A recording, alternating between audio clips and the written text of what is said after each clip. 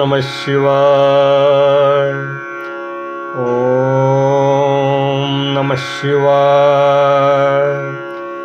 ओम नमः शिवाय। भक्तों, आगे की कथा में हम आपको भगवती उमा का कालिका अवतार की कथा का वर्णन करते हैं।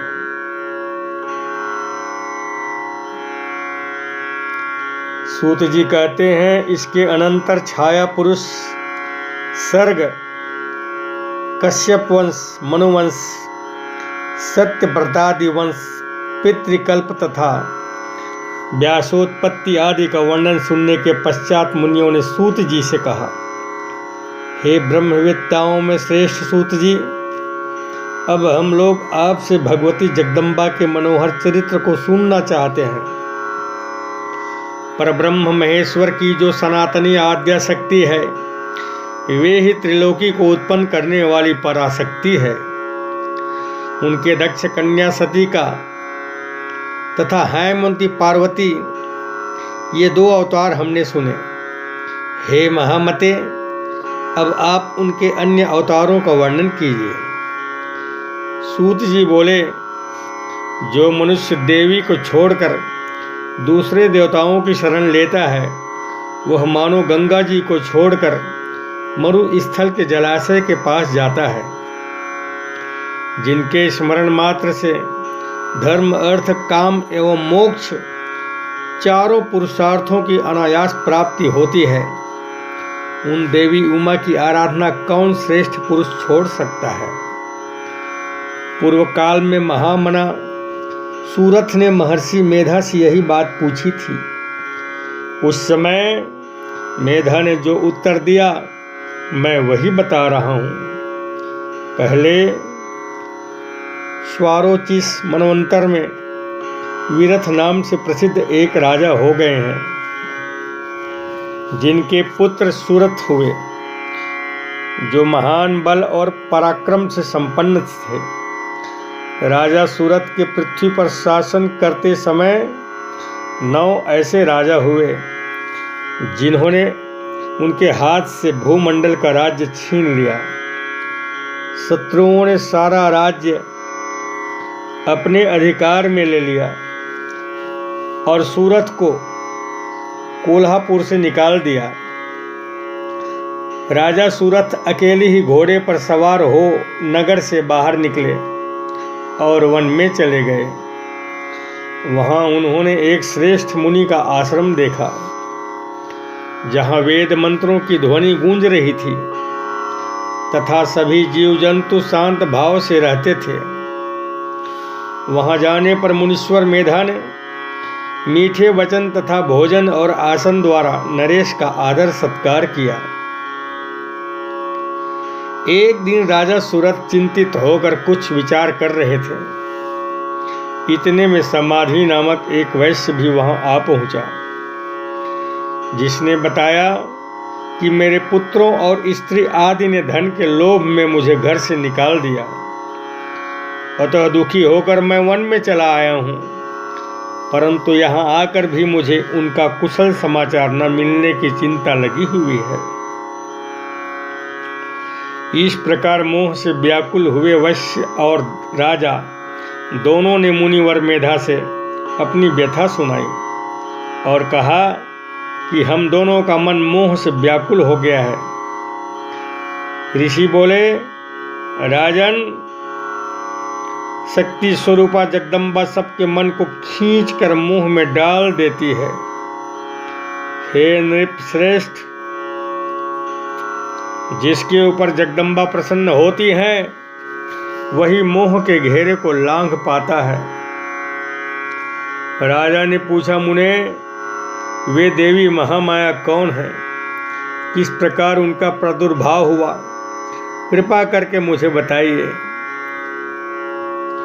ऋषि बोले, जल में निमग्न योगेश्वर भगवान केशव शेष की सैया बिछाकर योग निद्रा में शयन कर रहे थे। उन्हीं दिनों भगवान विष्णु के कानों के मैल से 2 असुर उत्पन्न हुए, जो भूतल पर मधु और कैटभ के नाम से विख्यात हैं। वे दोनों भगवान विष्णु की नाभि से उत्पन्न ब्रह्मा को देखकर उन्हें मार डालने को उद्यत हो गए। उस समय उन दोनों दैत्यों को देखकर तथा विष्णु को क्षीर सागर में शयन करते हुए जानकर ब्रह्मा जी परमेश्वरी की स्तुति करने लगे। हे अंबिके, तुम इन दोनों दुर्जय असुरों को मोहित करो और अजन्मा भगवान नारायण को जगा दो।